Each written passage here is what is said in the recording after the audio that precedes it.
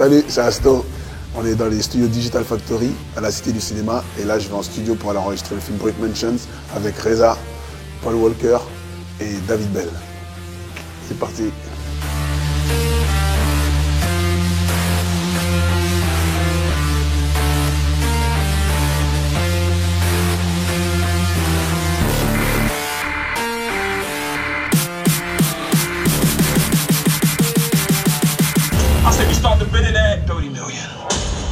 Think you can handle it?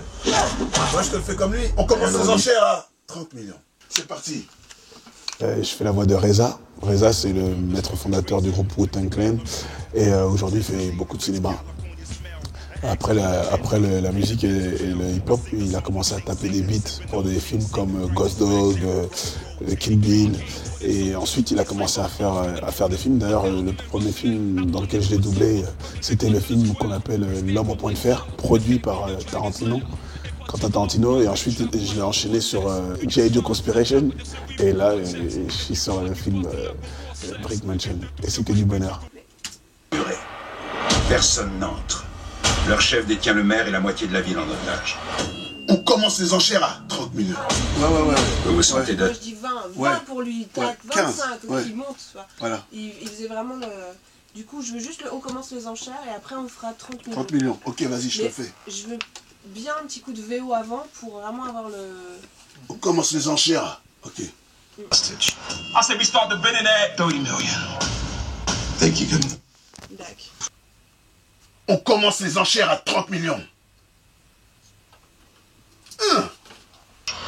On commence les enchères à 30 millions. Vous vous sentez Ouais, là, ça a de la gueule. Hein. Ouais, ça. Ça j'aime bien. Voilà. Bon, le délire, c'est qu'il y a Paul Walker qui est décédé. Et par rapport à ça, il y a eu des anecdotes par rapport au movie. Ils ont dû virer plein de passages où il y avait où ça parlait de mort ou quoi. On a un nouveau shérif en ville. On a un nouveau shérif en ville. Non, je te fais une autre intention. Je vais te faire une autre intention. Vous le patron. Voilà, ok. C'est lui le patron. Là. Ouais. On a un nouveau shérif en ville. Quand tu fais de la post-synchro comme ça et que tu poses ta voix sur la bande, il faut vraiment que tu sois calé à la fois au niveau du texte qui défile, parce que tu vois, il y a une barre rouge où il y a un texte qui défile, il faut vraiment être synchrone, et à la fois aussi au niveau des balbutiements des lèvres des comédiens que tu es en train de doubler, c'est très important, parce que au niveau des labiales et tout ça, il faut vraiment que au niveau de mon jeu, il faut vraiment que ce soit vraiment cohérent, très cohérent, et c'est pas forcément évident. Ok. Don't shoot my car. Allume pas ma caisse. Ouais, plus fort, ouais, plus porté. Allume pas ma caisse. Allume pas ma caisse.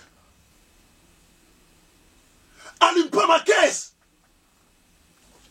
Ça c'est bon. Ouais, ça a l'air d'aller. Don't shoot my car. De toute façon, il l'a fait...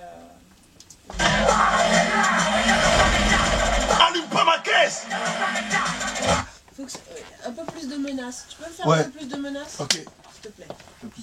En fonction des différents chefs plateaux, c'est-à-dire des directeurs artistiques qu'on croise, ils ne demandent pas tous la même chose. Et donc, tu es obligé de t'adapter.